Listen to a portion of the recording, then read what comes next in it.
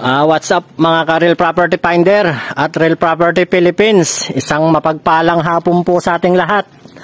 Andito po ako ngayon sa Calawag, Quezon. May binisita po ako ritong property na may kabuang sukat po na 1,500 square meter with bungalow house po. Bale, ito pong property mga ka-farm ay mayroon pong yung pinaka-bungalow house, may 3 kwarto po, isang kitchen at isang comfort room.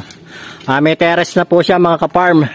Bale, ito pong property ay meron po siyang pinaka-driveway. Ito po, bale kung inyo po makikita, yun po yung pinaka-barangay road. Hindi, provincial road. Provincial road. Sorry po, correction po. Provincial road po. And then, ito po yung pinaka-driveway. Papasok po dito sa property. Meron po siyang sarili. Kaya bali, yung pong pinakalikod daw po na yun, may mga fruit bearing po dito. At meron pong mga puno ng nyog na dwarf. Bali, ayon po sa seller na ating kasama sa araw na to. Ito po ang pinaka-delantera po niya. And then, kung nyo po makikita, ito po, nagkalat po yung mga fruit bearing. Vacant lot dito. May vacant lot po dito sa bungad. 200 square meter. Kaya kung inyo po itong mabibili at magpapatayo po kayo rito ng apartment, ito po, meron pa pong vacant lot dito na 200 square meter. Kaya ito pong mga fruit bearing na nasa bungad, kagaya po nitong kakao, chico, kalamansi, and then rambutan, lansones, pomelo, at may kamyas. At saka po doon sa gawing likuran, ito po, meron po dito sa harap din na puno ng nyog na dwarf. Ito po ating libutin po ng bahagya, itong property ni sir.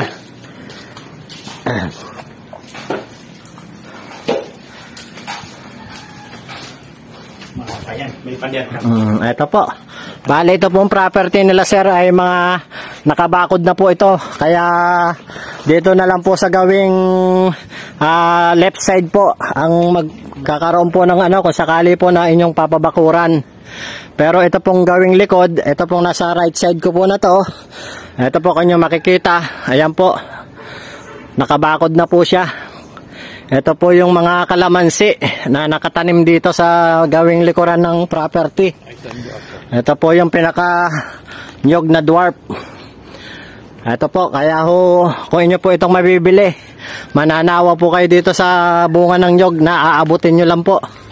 Kung gusto nyo po magbuko, at napakarami rin po ito. Kung inyo pong makikita itong bunga ng kakao. Ito pong kakao ay pwede, ito po ang ginagawang tableya, ang tawag po nila. Sa madaling salita po, ito po yung ginagawang tsokolate. At ginagamit din pong pinaka po sa sampurado. Pag ang buto po niyan ay yung binilad at na gigilingin, ayan po, kakao na po siya. May portion na pwedeng lagyan ng pin. Ito po, sa gawi po na tong right side ko na to. Left side, sorry. Ito pong left side ko po na to, may portion po na pwede po kayong po rito ng swimming pool. Ito po yung medyo ng konti. Kaya kung inyo pong i-develop dito po sa area po na to, pwede po kayo ng swimming pool. Marami po pala itong puno ng kalamansi at saka mga dwarf na nyog. Ito po mga ka-farm, meron na po pala ditong built-in na pwede nyo pong pagkulungan ng baboy. Na ito, 2 pinakakural. Na-abandon lang po dahil nga po yung pong bahay nila sir ay hindi nila natitirahan, kaya nais na po nila ipagbili. Ito po yung gawing likod ng property. Bali, doon po yung pinaka-boundary. Yun. Bali, sa una-unahan pa raw po yung pinaka-boundary mga ka-farm. Kung atin pong sususugin. Dito po sa gawing likuran, may mga nagtanim po ng kamoting kahoy sa area na to. Kaya ideal po na magtayo po kayo dito magtanim po kayo dito ng mga gulay. At itong portion po na to, ito nga po yung medyo gawing mababa. Ang ideal naman pong paglagyan po ng swimming pool kung inyo pong mabibili itong nasabing property. Ayun po mga ka-farm, sa mga interested buyer po, tawag na po kayo sa number na makikita nyo sa inyong screen at sa WhatsApp Viber po para po sa additional information na gusto nyo pong malaman. Bali ito pong pinakabahay na to, ano po yan, yan po yung boundary ng property. Labas na po siya. Bali siya lang po yung pinaka magiging kapitbahay nyo po dito sa area. Kaya hindi po kayo ano dito na liblib na lugar. Kabi-kabila po may mga kapitbahay po kayo. At tahimik na po dito sa area na to. Bali kung manggagaling po kayo ng town proper po ng Lopez, meron po itong travel time po na almost 5 to 7 minutes. And then ganun din po ang travel time po kung pupunta naman po kayo sa town proper po ng Calawag at gusto nyo po dong mamili ng mga sariwang isda. Meron po dong boulevard na binabagsakan po ng mga sariwang isda. Opo, consignation. Yun po yung pinaka-tracking na nag-aano po ng mga fish dealer. Ganun din ang Ayan po mga ka-farm. 5 to 7 minutes. Opo, parehas po yung travel time po, kaya mamimili na lang po kayo kung saan nyo po gustong mamili, sa town proper po ng Lopez or sa town proper po ng Calawag.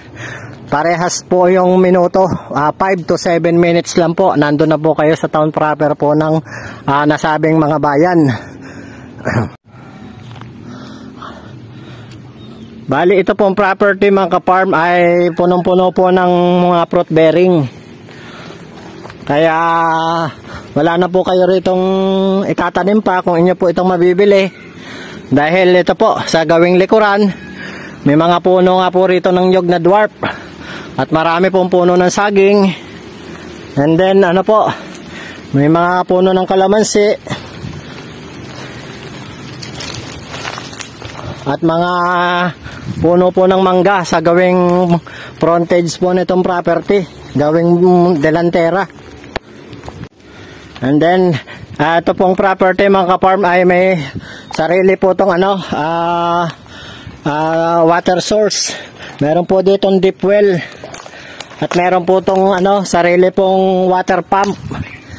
Ito pong gawing likodan po na to, ito po yung pinaka poso na maaari nyo rin pong pagkunan ng tubig. Ito po bali yung pinaka water tank nya mga ka-farm. Andito po ako sa gawing left side po ng property. Ayan po yung pinaka boundary po ng property na naka vibe wire na po, na maaari nyo po siyang bakuran ng hollow blocks if ever po na maabil nyo po itong nasabing property ni sir.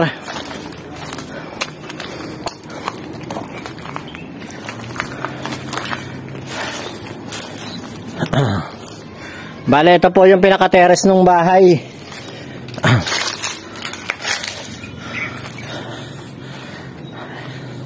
And then ito po ang pinaka bahay po mga ka-farm sa aking puntansya ay nasa po ito, nasa almost 50 meters po ang floor area.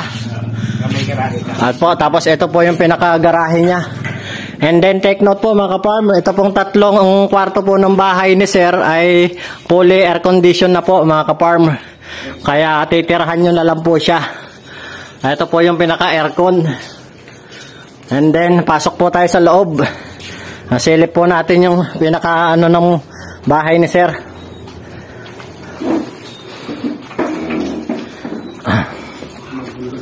Ito po, dahil nga po sa walang nakatira, kaya nais na pong ibenta ni seller.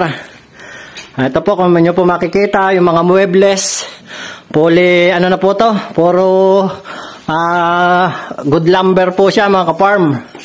Yung mga muebles siya. And then meron po ritong taas. May kwarto pa po ba sa taas?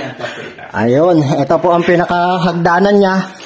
And then ang kwarto daw po itong nasa itaas. Buhay mo ilaw dyan. Ayun yung switch. Apo, ito. Ito po yung pinaka kwarto niya. Ayun po yung CR.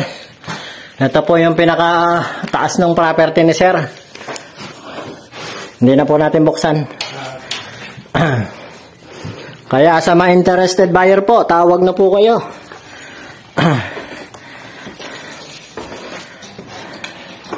Kung manggagaling po kayo ng Metro Manila at gusto nyo pong puntahan tong nasabing property ni Sir, meron po itong travel time po na almost 6 hours po mga ka-farm.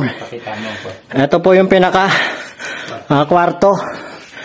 Nyo po makikita yan po, kompleto na po siya. Meron na pong LED TV. Ayan, titirhan nyo na lang po mga ka-farm. Ayan po yung pinakakisame niya. Puro good lumber po. At naka-tiles na po siya mga ka-farm. Ito po yung isang kwarto.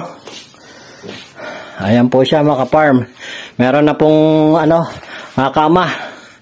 Kaya sa makakabili po nito, konting ayos lang po. At inyo na pong matitirahan nitong bahay na ma-avail nyo kung sakali po. Ayun. Ito po ang pinaka dirty kitchen. May CR pa po pala sa taas o. Sa teresa. Terrace. Ito po yung comfort room. Hindi pala. Naka-tiles na rin po siya mga farm. Ayan po, meron po siyang exhaust fan. Kaya wala na po kayong masyadong gagastusin kung inyo pong mabibili itong bahay ni Sir. Kaya sa mga nagnanais pong mag-invest, mga kababayan natin na OFW na nais pong makita ang pinaghirapan, ito po, may property po kaming inaalok.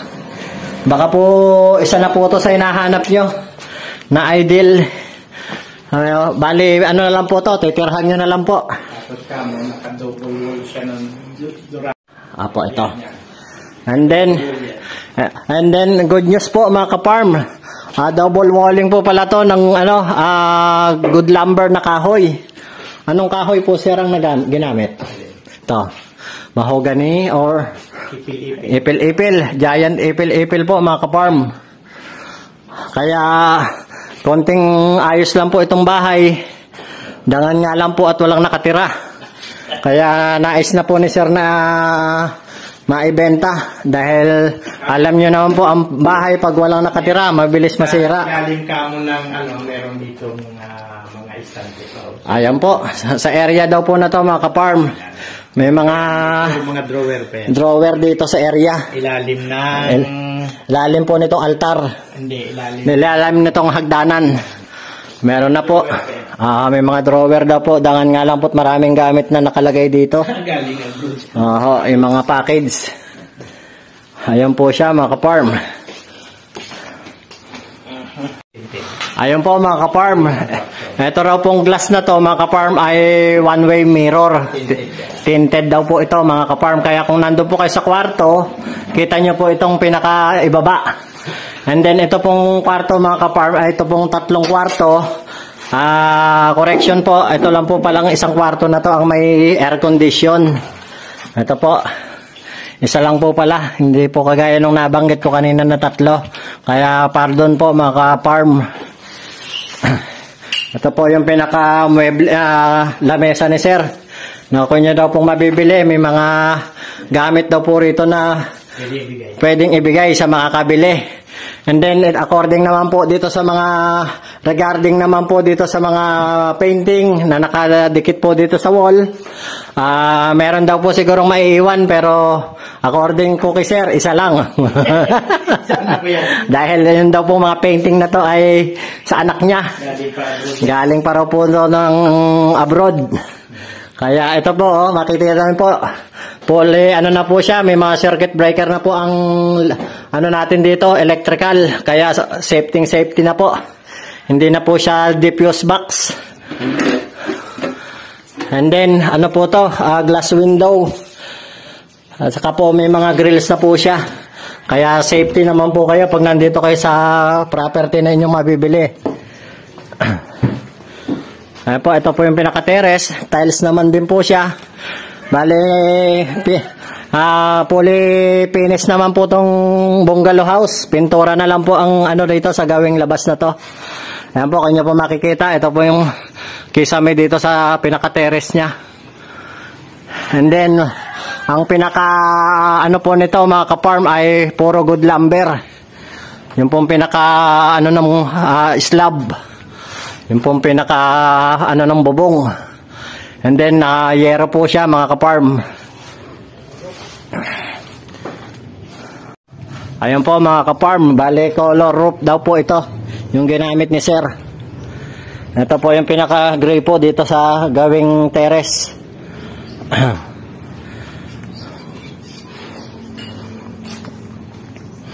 Ito po yung mga fruit bearing sa pinaka ano nitong ano delantera ng property. Ito po yung pomelo. Ayan po yung pinaka boundary. Yan pong may yero na yan mga ka-farm. And then hanggang doon po sa pader. Kaya wala po kayong magiging problema dito kung inyo pong mabibili nga itong nasabing property dahil may driveway po siya. Bali yan po yung pinaka driveway niya mga ka-farm. Ayun nga po pala mga ka-farm. Bali ang ano po nito, title and then updated po ang amilyar. Kaya wala na po kayong alalahanin. Bali kung magkakasundo po kayo nung pinaka seller po nito, ay itatransfer na lang po sa pangalan nyo. Bali malinis na malinis po ang mga dokumento nito mga ka-farm. May lot plan din po ito mga ka-farm. Yun lamang po mga ka-farm. Isang mapagpalang hapong pong muli sa ating lahat. At sa mga OFW po na nanonood ng aming YouTube channel at tumatangkilik po sa aming mga everyday na ina-upload, sa mga regular buyer po, sa mga nagnanais pong mag-invest. Ito po, meron po kaming ino-offer dito na house and lot. Tawag na po kayo sa amin at para po sa mga dagdag katanungan na gusto nyo pong malaman about po dito sa nasabing property. Yun lamang po mga ka-farm at isang mapagpalang hapong pong muli. God bless us all po sa ating lahat mga ka-farm.